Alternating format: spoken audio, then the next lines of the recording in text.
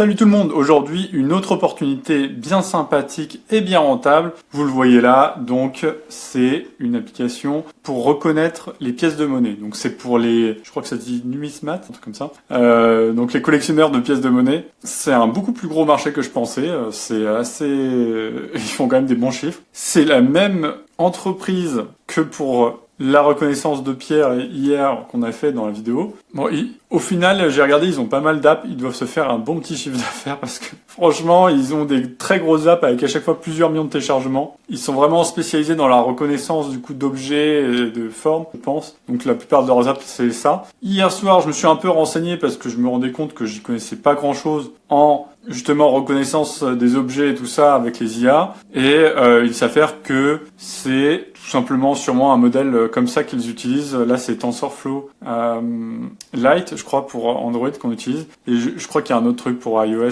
Bon, moi, je suis plus sur Android actuellement. Donc, bon. Du coup, en gros, c'est hors ligne. Ça évite d'avoir à payer des frais d'API et tout ça. Mais, par contre, il faut un jeu de données assez important de pièces et tout ça pour qu'il arrive à bien s'entraîner et qu'on ait des résultats fiables. Donc là, à voir s'il y a un set disponible, on va dire. Alors, hier, pour les roches et tout ça, il n'y avait pas beaucoup de concurrence. Là, pour les monnaies, justement, il y a pas mal de concurrence, même des petites apps et tout ça. Donc je pense qu'il doit exister un jeu de données assez important des monnaies qu'on doit pouvoir utiliser gratuitement pour pouvoir entraîner justement nos IA. Donc voilà, donc là, après, qu'il y ait de la concurrence, tant mieux, parce que il y a pas mal d'apps, on va dire, il y a peut-être 20-30 apps qui font exactement ce que cette application fait. Donc reconnaître les pièces, des fois donner un petit peu l'histoire et tout ça. Mais elles sont quasiment toutes rentables.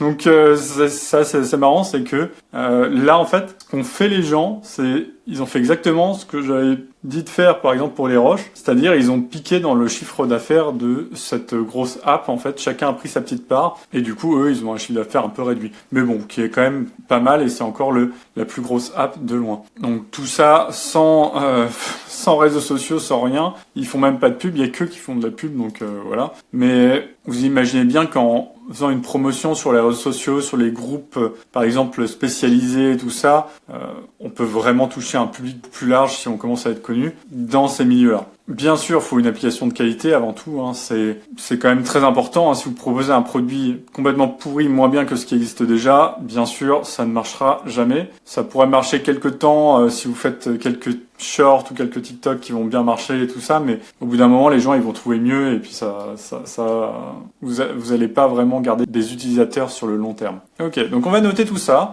on va voir si c'est une bonne opportunité ou pas. Alors, rentabilité de la concurrence. Là, je vais mettre un petit 10, parce que là, je sais, on est sur de la rentabilité tellement importante que je vois pas comment, on va peut-être pas mettre 20 non plus, parce que ça fait pas des millions, mais il y a déjà par mois, il y a déjà peut-être 1,5 million, 2 millions sur l'ensemble du marché, donc c'est quand même assez important. Demande du marché, là on est pareil, je mettrais 17 hein, à peu près, on est sur une grosse demande, vraiment il y a énormément de monde, je savais pas que c'était une passion comme ça à ce point-là, mais il y en a pas mal.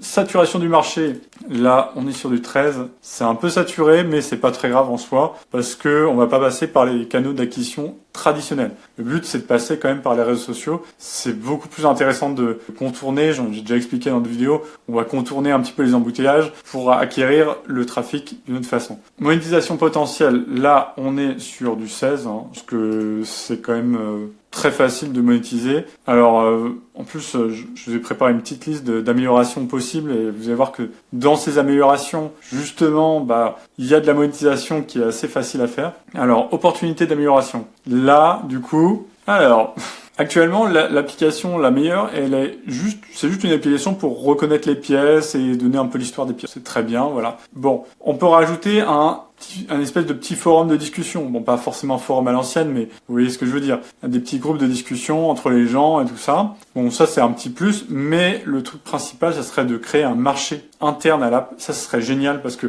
non seulement, alors si vous arrivez à mettre en place le système de paiement sur l'app, mais là ça commence à être plus compliqué, même au niveau des réglementaires et tout ça, c'est un peu plus chiant. Mais vous pouvez essayer de prendre une petite taxe, on va dire. Ça peut être rien du tout, hein. Si les gens font des échanges, ils vendent une pièce, ça peut être 0,5% et tout ça. Et sur le long terme, si le marché marche très bien, voilà, ça peut ça peut vraiment être très intéressant et récupérer quand même pas mal d'argent là-dessus. Ensuite, vous pouvez faire comme l'autre application un système d'abonnement où vous avez par exemple la gestion d'une collection de pièces, l'analyse, le prix de la collection, noter la rareté de la collection et tout ça avec des trucs bien précis, un classement et tout ça. Donc là, je pense qu'il y a énormément de choses à faire et que ça peut bien être monétisé parce que là, les gens ils vont adorer voir leur collection classée, voir leur collection notée. Ça peut être vraiment très intéressant. Ensuite, on peut faire justement à partir de ces collections un classement des collectionneurs. Ça, c'est un petit classique. Hein.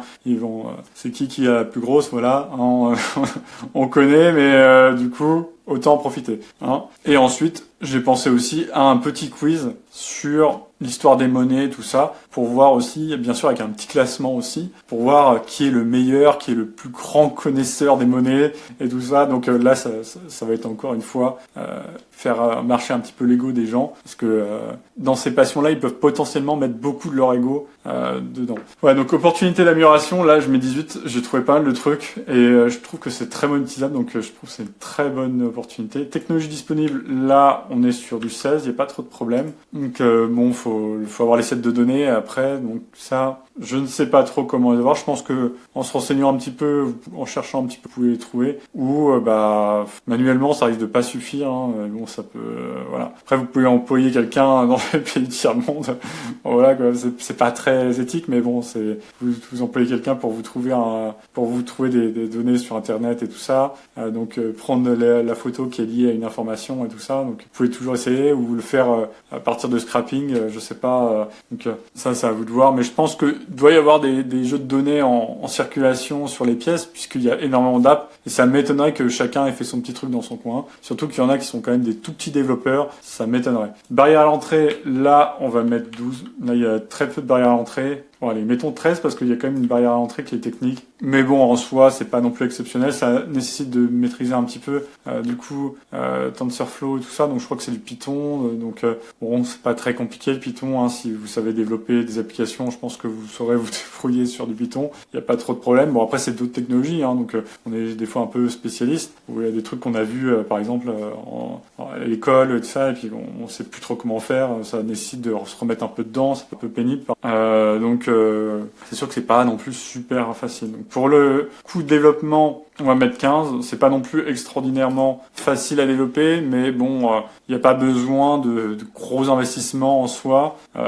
Après, peut-être mettre un petit peu en budget pub, hein, ça peut être intéressant. On voit que eux, ils ont la pub active tout le temps sur toutes leurs applications, donc ça veut dire que s'ils le font, ça doit être rentable. Après, ils font forcément augmenter les tarifs de la pub. Donc, à vous de voir, vu qu'il y a déjà de la compétition, si c'est intéressant pour vous. Faut tester petit à petit avec un petit peu de budget, puis voir comment ça marche. Pas du tout expert dans la pub, surtout pour les stores d'applications. Je sais pas exactement si c'est rentable ou pas. J'en vois assez régulièrement, donc je pense que c'est quand même rentable. Mais bon, à voir. Je sais pas si ça permet d'aider son référencement naturel et tout ça. Donc tout ça joue. Faut prendre en compte, faut se renseigner là-dessus. Facilité d'acquisition d'utilisateurs. Là, on va être sur du 15. Je pense qu'on a pas mal. Assez facile de trouver des niches. Assez facile de se référencer même sur les shorts et tout ça. Je pense sur ce genre de niche. Je pense que les YouTube, TikTok, Instagram, ils doivent comprendre assez rapidement ce que vous voulez. Le mieux, ce serait de faire une chaîne dédiée. YouTube, par exemple, c'est plus du long terme, encore une fois. Moi, j'aime beaucoup les chaînes YouTube sur des niches comme ça. Il en existe sûrement plein. Si il en existe trop ou que vous n'êtes pas du tout passionné, vous faites juste des partenariats avec les influenceurs de ces niches-là, ça peut coûter un petit peu, mais bon, si l'app est déjà lancée et tout ça, si vous voulez lui redonner un petit coup de boost, ça peut être une opportunité assez intéressante. Rétention des utilisateurs, là on est sur du 16, hein, ce genre d'application, surtout s'il y a un marché, s'il y a une communauté, s'il y a des classements et tout ça, que les gens vont pouvoir mettre leur collection et tout ça. Donc là franchement, il n'y a pas de raison pour que les gens ne restent pas plusieurs années, même si l'application est bien faite, qu'elle a pas trop de bugs, pas trop de soucis. Différenciation, innovation, là on est sur du 15, donc il y a quand même pas mal de choses à faire pour se différencier, pour l'améliorer. Vous pouvez même faire en fait une app de marché de la monnaie en premier lieu et faire l'identification et la collection en secondaire. Après, Bon, faut se renseigner un peu sur la réglementation pour le marché justement en interne sur une application, parce que je sais pas du tout s'il y a pas des problèmes juridiques là-dessus et de ça. J'y connais pas grand-chose à vrai dire en marché comme ça, mais je sais qu'il y a eu des fois des problèmes. Alors je sais plus du tout pourquoi, je pourrais pas vous dire, mais renseignez-vous, même si c'est rapidement de ça. De toute façon, s'il y a des problèmes, vous le verrez très rapidement. Alors évolutivité, là on est sur du 17, je pense. Hein. Si les modèles de traitement de données et tout ça s'améliorent, les IA s'améliorent, là encore une fois, ce sera de plus en plus précis. Vous aurez tout ce qui est lié à ça qui va s'améliorer. Donc non, là je pense que c'est un bon 17. Voilà, donc on se retrouve avec une note de 15,75. C'est encore une fois une très bonne note. Je trouve vraiment que cette entreprise Next Vision Limited, elle est très bien pour nous donner les bonnes niches en fait, parce que vraiment eux ils sont presque tout seuls sur leur marché dans la plupart des secteurs. Justement, je me posais la question hier s'ils faisaient pas un peu de pression sur les autres apps, ou je sais pas, ils faisaient en sorte de les faire disparaître, parce que je trouvais qu'ils étaient vraiment trop seuls sur leur marché. Et c'est un peu inquiétant, mais aujourd'hui sur cette app là justement, il y a beaucoup de concurrence, donc ça veut dire que c'est pas eux qui font pression ou quoi, c'est juste que